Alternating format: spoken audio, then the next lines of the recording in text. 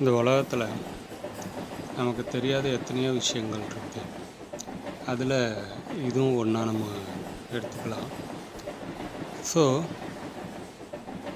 மனுஷனுடைய உணர்வுகள் எப்போவுமே ஒரு பொதுவான விஷயமாக தான் இருக்குது. ஆனால் அதில்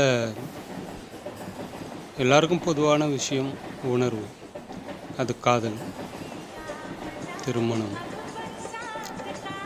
இப்படி லைஃப் சம்மந்தப்பட்ட எல்லா உணர்வுகளும் எல்லாருக்கும் பொதுவான ஒரு விஷயமாக தான் இருக்குது.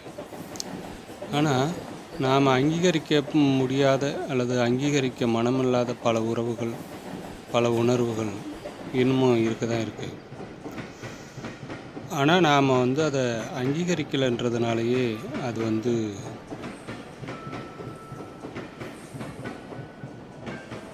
ஒரு தரமற்ற உணர்வாக நாம் பார்க்குறோம். அந்த உணர்வு எங்கேயெல்லாம் சமயம் கிடைக்குதோ அங்கெல்லாம் அதை எட்டி பார்க்க தான் செய்யும். ஸோ நாம் ஒரு டீ சாப்பிட்ற மாதிரி, காஃபி சாப்பிட்ற மாதிரி, ஹாய் ஹலோ சொல்கிற மாதிரி அதுக்கான சூழல்கள் அமையும் போது அது அங்கங்கே எட்டி பார்க்க தான் செய்யும். அந்த மாதிரியான உணர்வுகளை நாம் அங்கங்கே அப்பப்போ நம்ம பார்க்கலாம். ஸோ இது சரியாக தப்பாங்கிறத தாண்டி அந்த உணர்வை நம்ம மதிக்கணுமா இல்லையா அப்படின்றது ஒரு கேள்வி தான் நம்மளுக்கு முன்னாடி நிற்கிது.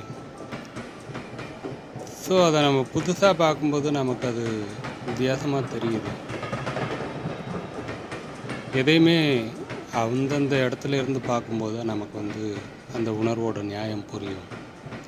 ஆனால் நாம் அதை அப்படி பார்க்க மறுக்கிறோமா அப்படின்ற ஒரு கேள்வி இருந்துக்கிட்டே தான் இருக்கும்.